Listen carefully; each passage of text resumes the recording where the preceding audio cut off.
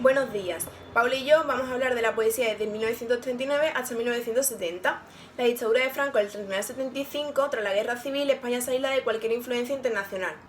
En lo que respecta a la literatura, la novela española de posguerra arranca con la pérdida de numerosas referencias literarias, motivadas por diversas razones: la muerte de algunos escritores como Unamuno, Valle Inclán, el exilio de otros como Francisco Ayala, la pérdida y la imposibilidad de importar textos de autores extranjeros. De este modo se rompió con el vanguardismo y la experimentación iniciados antes de la guerra. A continuación hablaremos de la poesía de posguerra iniciada en los años 40. El panorama poético del periodo muestra diversas tendencias, de ellas hablaremos a continuación, pero al margen de las mismas destacaremos a Miguel Hernández, al que algunos críticos literarios incluyen en la generación del 27 o lo consideran epígono de la misma. Nació en Orihuela, Alicante, y su amistad con Ramón Sigé le ayudaron a completar su formación autodidacta. A sus 21 años se instaló en Madrid, donde no fue bien aceptado como escritor, por lo tanto se volvió a su tierra, donde publicó Perito en Lunas, que fue su primer libro de poemas. También conoció a Josefina Manresa, que se inspiró en ella para sus composiciones amorosas. En 1934 regresa a Madrid, donde entabla amistad con muchos de los escritores del 27, sobre todo con Pablo Neruda, que influyeron de forma decisiva en él. Su poesía no fue bien conocida hasta años después, en los que se convirtió en un símbolo de la literatura comprometida. La trayectoria poética podemos dividirla en tres.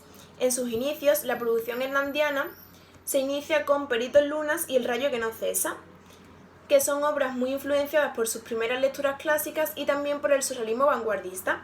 En la poesía comprometida, durante la guerra, escribe sobre la dignidad de un pueblo en lucha y la exaltación del hombre, Vientos del pueblo, de 1937. Pero en el Hombre acecha, de 1939, se refleja un cambio menos idealista y se centra en el pesimismo del hombre y los horrores de la guerra. En la última etapa escribió Cancioneros y romanceros de ausencias en la cárcel y fue publicada a título póstumo tras su muerte. En esta obra retoma el tema amoroso, pero desde el punto de vista del dolor, por la ausencia de su esposa y de su hijo y por su falta de libertad. De entre sus temas destaca el dolor, la vida, la muerte y el compromiso social y político. Siguiendo, hablaremos de la poesía arraigada. Es una poesía desvinculada de la realidad del momento y preocupada fundamentalmente por la belleza formal inspirada en Garcilaso. Es una poesía que es muy cercana a las ideas del régimen y publicaron sus composiciones en la revista Garcilaso. Los temas son la patria, el amor, el paisaje y la naturaleza. El estilo se caracteriza por estrofas clásicas como sonetos y el verso en decasílabo, y entre los autores destacan Luis Rosales y Leopoldo Panero. Por último, voy a hablar de la poesía desarraigada. Son autores conmovidos por la situación social que atraviesa España y expresan su dolor ante la situación de contemplar un país desolado. Se publicaron en torno a la revista Espadaña. Los temas son la religiosidad, la angustia, el dolor y la injusticia de ese momento. Tienen un punto de vista subjetivos por miedo a las repercusiones. El estilo es el verso libre y entre los autores destacan Dámaso Alonso con Hijos de la Ira en 1944 y por último Vicente Alexandre con Sombras del Paraíso también en 1944. Vale, yo ahora voy a hablar sobre la poesía en el exilio. Durante la guerra civil y la dictadura hubo muchos intelectuales que tuvieron que exiliarse por su compromiso con la República y muchos de ellos pues no tuvieron la oportunidad de regresar a España, como fue el caso de Cernuda. Estos poetas escribían sobre la derrota de la guerra, sobre la nostalgia de la patria perdida, el anhelo de regreso y el franquismo. Dos ejemplos de la poesía del exilio son Manuel de Talaguirre, con su libro más destacado que fue Las Islas Invitadas, y Emilio Prados. Ahora voy a hablar sobre la poesía social. Esta poesía es una lírica de realismo convencional y está bajo la influencia de poetas como Machado y Neruda. Lo que tratan de hacer es dirigirse a las masas y utilizar la poesía como una herramienta de transformación social para así ayudar a resolver los problemas de España.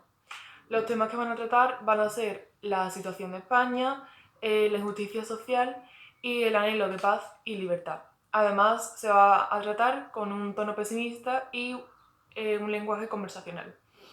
Se considera como el arranque de esta corriente la publicación de la antología consultada de Francisco Ribes en 1952.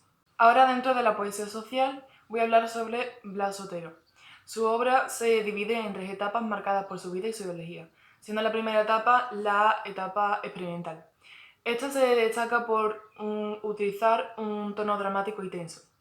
Después seguimos con la etapa social, en la que aparece como primer plano la función social del poeta y trata el tema de la situación en España. Y por último tenemos la búsqueda de nuevas formas expresivas, que en esta pues incorpora más hermetismo y además habla de temas más personales. Y de esta etapa pues podemos decir la obra Mientras. A partir de aquí ya pasamos a los años 60. En esta etapa el franquismo ya ha acabado porque ha muerto Franco y nos encontramos en una transición a la democracia. La poesía deja el tono épico de la poesía social y da paso a una nueva corriente poética, en la que se le da un enfoque mucho más humanista y además la reflexión parte de la experiencia. Los poetas estaban buscando su propio lenguaje para expresar sus emociones y destaca por tener un tono irónico y un lenguaje coloquial. La década de los 60 de la poesía acaba con los novísimos, que es un grupo de poetas que surgió en el 68, por eso es la generación del 68. Las características de este grupo de poetas eran el rechazo al realismo social, ya que la poesía novísima era una creación subjetiva, la influencia heterogénea, el refinamiento y la artificiosidad.